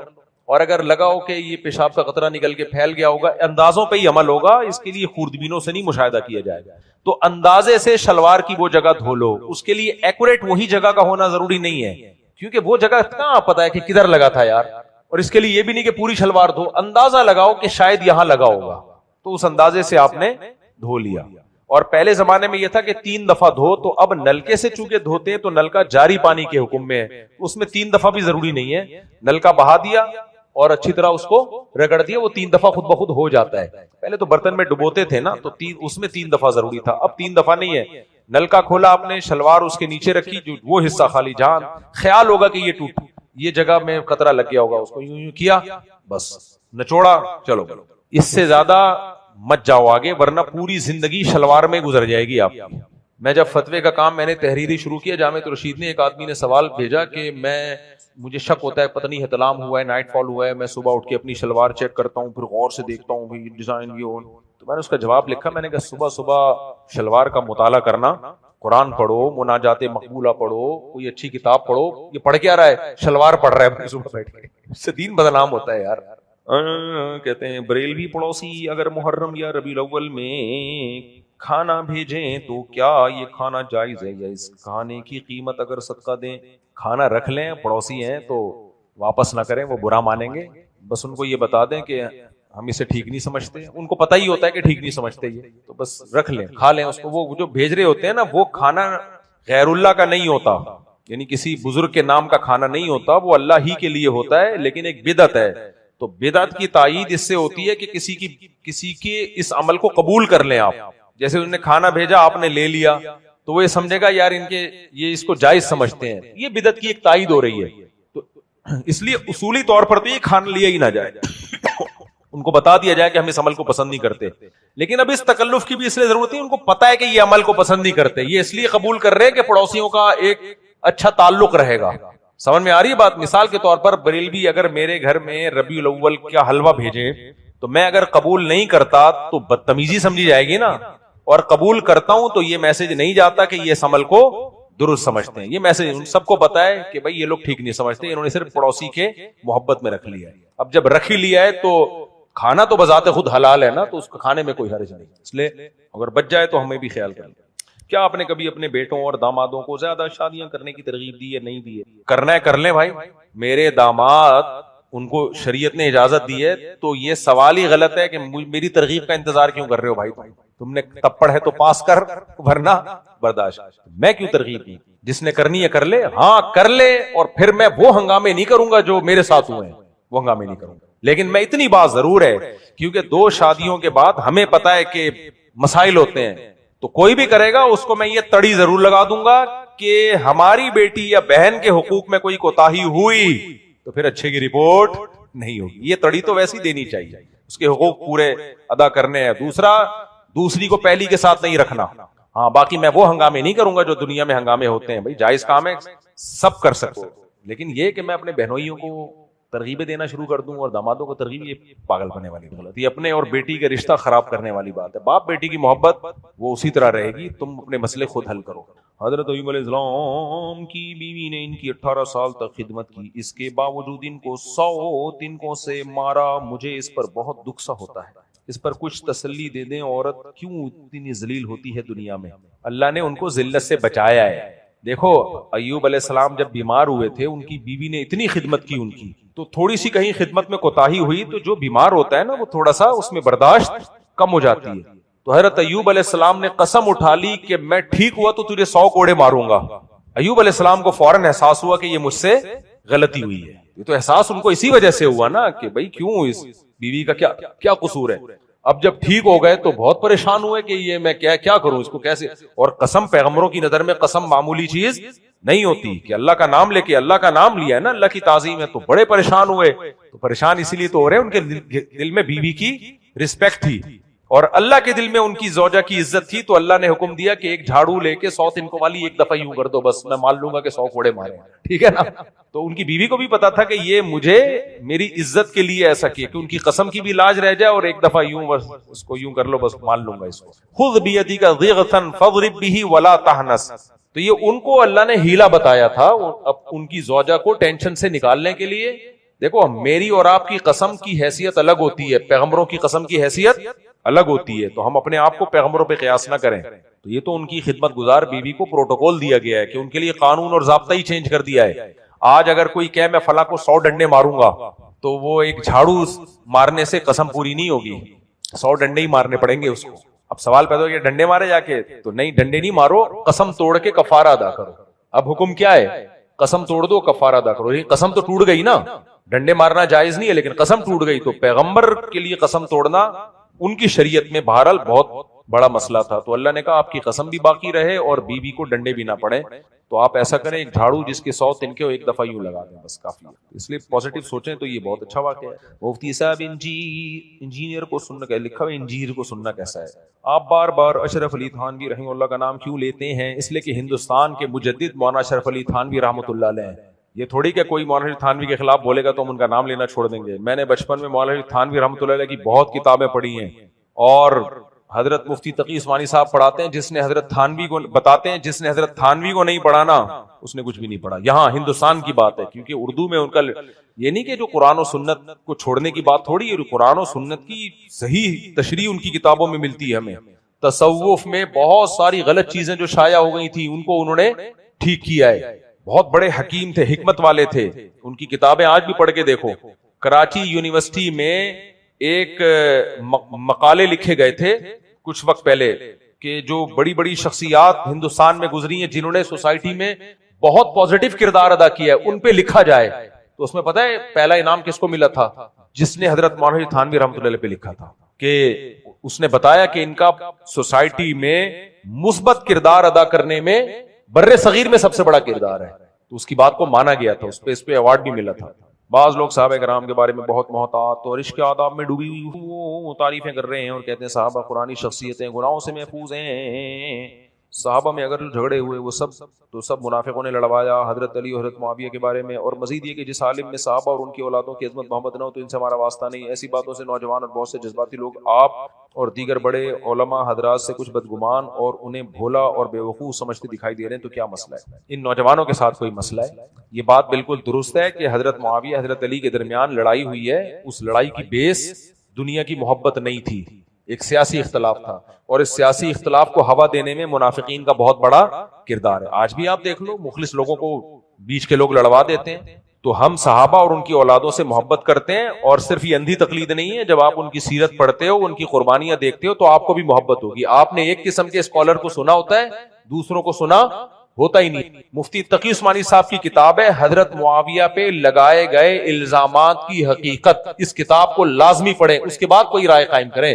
تو پھر آپ کو پتا چلے گا کہ جو صحابہ سے محبت کرتے ہیں وہ دلیل پر ہیں یا جو نفرت کرنے والے وہ دلیل پر ہیں۔ قطروں کی حرکت محسوس ہوئی مگر توجہ نہ دی اور نماز وغیرہ پڑھ لی، محسوس اپنا محسوس کا جو سافٹ ویئر ہے نا وہ نکال دو۔ پھر بعد میں معائنہ کیا تو قطرہ بارڈر پر تھا، بس معمولی تری تھی، پھر چھوڑا۔ اگر یقین ہے کہ یہ قطرہ نماز کے دوران ہی بارڈر تک پہنچ چکا تھا، بارڈر کراس نہیں کیا تھا، تو بارڈر تک پہنچ گیا تو بس نماز ٹوٹ گئی، جو نظر آ گیا نا وہ۔ لیکن اگر یقین تھا کہ نماز کے دوران ایسا ہو گیا ہے، اگر قطرہ محسوس ہوا اور آپ نماز کے بعد گھر گئے، گھر جا کے دیکھا اب پتہ نہیں چل رہا کہ یہ ابھی نکلا یا نماز کے درمیان نکل چکا تھا، تو پھر بھی نماز ادا ہو گئی ہے، کیونکہ الحادث یضاف الی اقرب الاوقات، فقہ کا قاعدہ ہے کہ حادثے کو قریب ترین وقت کی طرف پھیرا جاتا ہے، تو یوں سمجھا جائے گا کہ اب نکلا ہے۔ ہاں اگر یقین تھا کہ نماز کے بیچ میں نکل چکا ہے تو پھر نماز ٹوٹ گئی ہے۔ استبرا کیا ہے؟ پیشاب اور جتنا نچوڑ لو کچھ نہ کچھ تری آتی رہتی ہے، اور طریقہ یہ ہے کہ آدھے گھنٹے پہلے استنجا کر کے فارغ ہو جایا کرو، جو نکلنا ہوگا نکل جائے گا۔ اس میں میں کئی بار بیان کر چکا ہوں، میں زیادہ ان چیزوں میں بولوں گا مجھے نہ وہم ہو جائے گا، چیزوں میں بول بول کے نا خود آدمی اس میں وہ ہو جاتا ہے، بس یہی مسئلہ لے کے بیٹھا رہے گا پھر وہ۔ جس طرح ایران نے اپنے مفاد کی خاطر اہل غزہ کے لیے قربانیاں دی حالیہ میں، تو اس طرح لوگ بہت سے کہتے ہیں کہ پاک فوج کا بھروسہ نہیں کہ اسلام کے بجائے اپنی مفاد کی خاطر لڑ رہے ہوں۔ تو دنیا میں کوئی بھی نیک کام کر رہا ہے، اچھا کام کر رہا ہے، تو اس کو آپ یہ بولو ہو سکتا ہے یہ اس لیے کر رہا ہو۔ ہمیں شریعت نے حکم دیا کام کو دیکھو، لوگوں کے دلوں کو مت دیکھو۔ کوئی آپ کو گفٹ لا کے دے، 1 کروڑ روپے پکڑا دے، وہاں تو کبھی نہیں کہتے ہو سکتا ہے یہ اس لیے کر رہا ہو، وہاں لا بھائی شکریہ آپ کا، بہت شکریہ، بہت خوشی ہوئی آپ سے مل کے۔ تو اگر ایران لڑا ہے تو جو لڑائی ایران نے صحیح کی ہے ایران کو اپریشیٹ کیا جائے گا، اور اس لڑائی کے آڑ میں جو غلط کر رہا ہے اس میں اس کو غلط کہا جائے گا۔ تو ہمیں شریعت نے کام کو دیکھنے کا حکم دیا ہے کہ کام کیا ہو رہا ہے۔ اگر یہی سب کچھ ہم کرنا شروع کر دیں تو دنیا میں کبھی خیر پھیلے گی نہیں۔ امام نماز پڑھا رہا ہے، ہو سکتا ہے تنخواہ کے لیے پڑھا رہا ہوں، میں یہاں بیان کر رہا ہوں، ہو سکتا ہے پبلک کو اکٹھا کرنے کے لیے، ٹائم پاس کرنے کے لیے کوئی ذریعہ نہ ہو، تو ہو سکتا ہے ٹائم پاس کرنے کے لیے یہ بیان کر رہے ہوں، ہو سکتا ہے انہوں نے 4 شادیاں کی ہی مشہور ہونے کے لیے ہوں، اس لیے تاکہ میں مشہور ہو جاؤں، ہو سکتا ہے کہ یہ داڑھی اس لیے رکھی ہوئی ہو لوگوں بیوقوف بنانے کے لیے، ہو سکتا ہے میرے ابا نے مجھے پڑھا لکھا کے بڑا اس لیے کیا کہ تاکہ میں ابا کو پیسے دیا کروں، تو اماں نے مجھے دودھ اس لیے پلایا بچپن میں کہ تاکہ میں بڑھاپے میں کام آؤں، تو ان کی تو نیت ہی ٹھیک نہیں تھی، تو گئے سارے رشتوں کی ایسی کی تیسی۔ اس کو کہتے ہیں نیگیٹو مائنڈ، اور اس کو بھوسا بھی کہتے ہیں۔ عقل میں کیا بھرا ہوا ہے؟ آپ ان کو نہیں کہہ رہے، تو بیچارہ سوال پوچھ رہے ہیں، مثبت سوچا کرو۔ حضرت عمر کی شخصیت زیادہ پسند اور انقلابی سوچ مجھے معلوم ہوتی ہیں، جبکہ مقام ابو بکر کا زیادہ ہے، اور اس طرح بعض دفعہ حضرت سلیمان، موسیٰ، یوسف علیہ السلام جیسے پیغمبروں کے واقعات میں زیادہ مزہ دلچسپی ہوتی ہے، جبکہ ہمارے نبی کا مقام زیادہ ہے۔ دیکھو یہ میں کئی بار بیان میں بتا چکا ہوں، ایک ہوتی ہے فضیلت جزوی، ایک ہوتی ہے فضیلت کلی۔ یہ ممکن ہے کہ کسی کا مقام زیادہ ہو لیکن کسی خاص چیز میں اللہ نے کسی خاص کو زیادہ فضیلت دی، جیسے حضرت موسیٰ کو اللہ نے فضیلت دی، کلیم اللہ بنایا، یہ خاص چیز میں فضیلت ہے، لیکن کلی فضیلت نبی کو ہے۔ کیوں؟ ساری دنیا کے سارے انسانوں کی طرف اللہ نے موسیٰ علیہ السلام کو پیغمبر نہیں بنایا، کس کو پیغمبر بنایا؟ محمد صلی اللہ علیہ وسلم۔ اللہ نے فرمایا، نبی نے فرمایا اگر موسیٰ زندہ ہونا آج دوبارہ آ جائیں تو بھی میری شریعت کو فالو کریں گے۔ تو جزوی چیزوں کو نہیں دیکھنا چاہیے، کلی چیزوں کو دیکھنا چاہیے۔ تو حضرت ابو بکر کو کلی فضیلت ہے۔ جب اسلام تنہا تھا سب سے پہلا ساتھ کس نے دیا؟ ابو بکر نے۔